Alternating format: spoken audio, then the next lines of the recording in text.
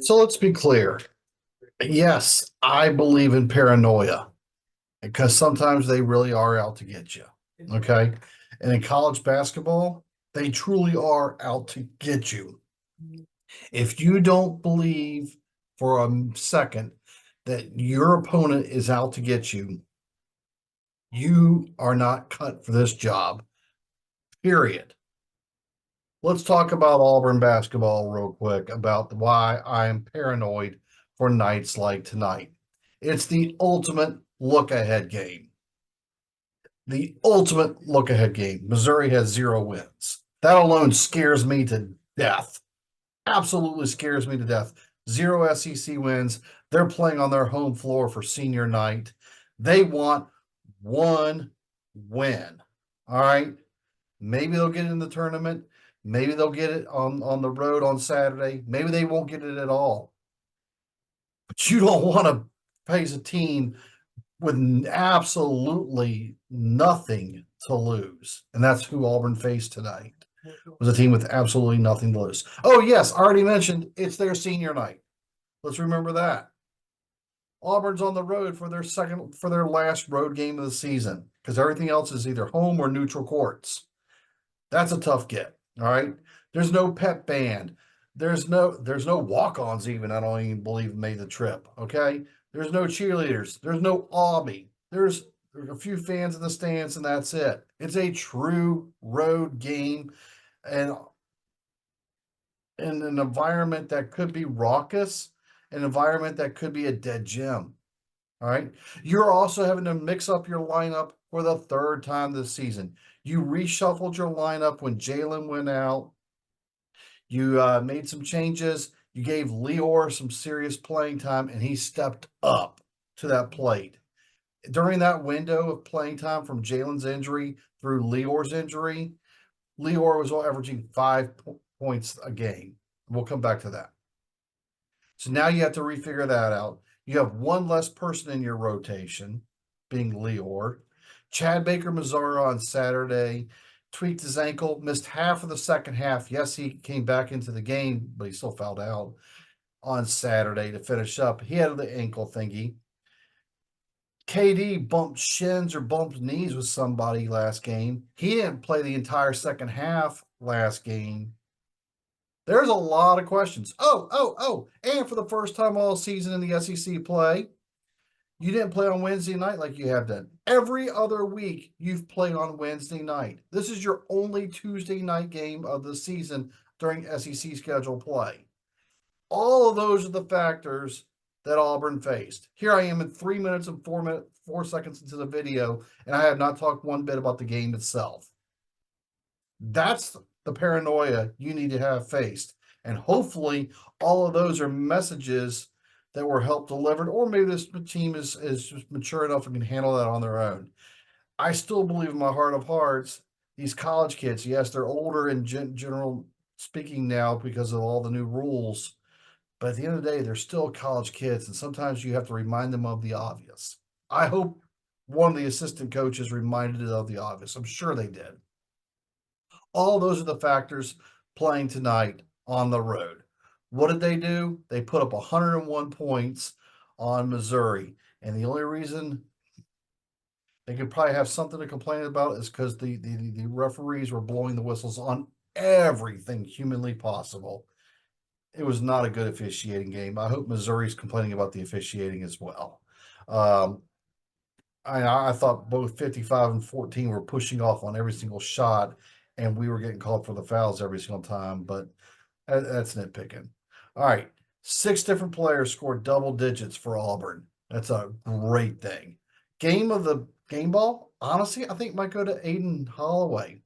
Yeah, he only scored 9 points, so he's not one of the people who got double digits, but he had 5 assists. At least I had him down for 5 assists. All right. Janai got his normal double digits. Jalen got a very quiet 17 and led all scorers. Denver got 10 very quietly. Chad got 15. Dylan from 3.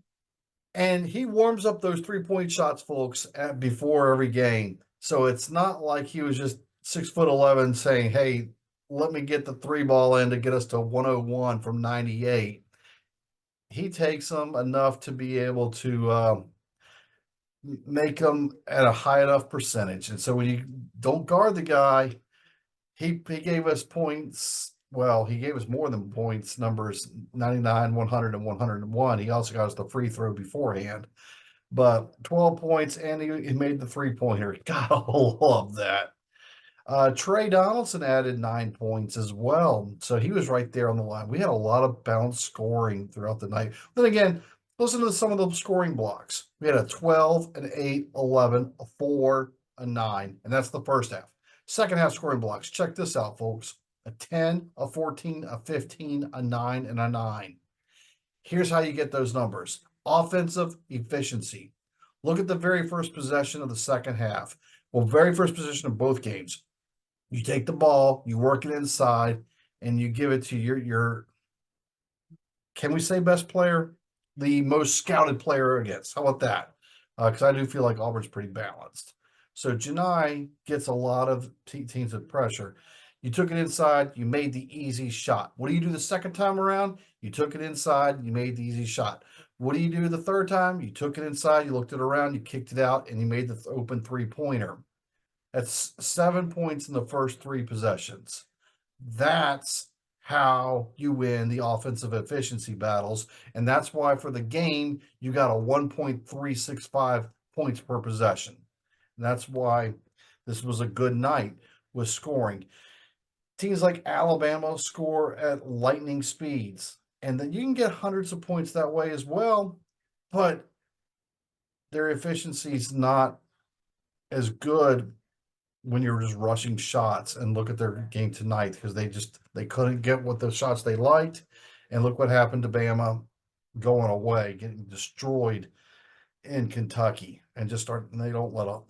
Their defense just gives up way too much. I digress. Still lots to be decided. Realistic goal: Auburn wins against Georgia, get a little bit of help, and you get the double bye. That's the realistic goal. Right now, Auburn, I believe, is on pace to be the 5 seed and possibly a lineup with Kentucky in the quarterfinals of the SEC tournament. I think that's where they're on pace now, but still so much to go. Overall, great efforts. The rebounding totally in favor of Auburn. It was a skill difference. Look at how Jalen got all of his points on the inside.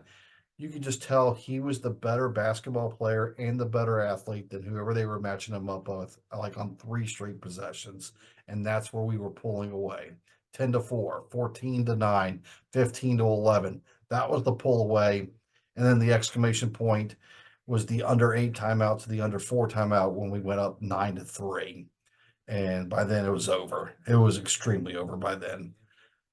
Now you get to fly back. Sounds like there's weather in Auburn, so you'll fly back to Georgia, take a short bus ride, and get ready for, ironically, Georgia.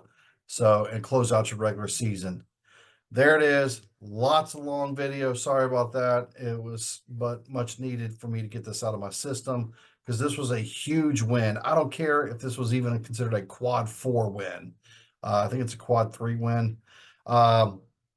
But it was a very important, it was a very good win. It was a very statement win. And this is one of their better wins of the season. I say that with confidence about how the game was played and how the game was managed and how they were efficient throughout. All right. If you haven't done so already, hit the like, hit the follow back button, and let's give me some comments as well. And we'll see where to take these things.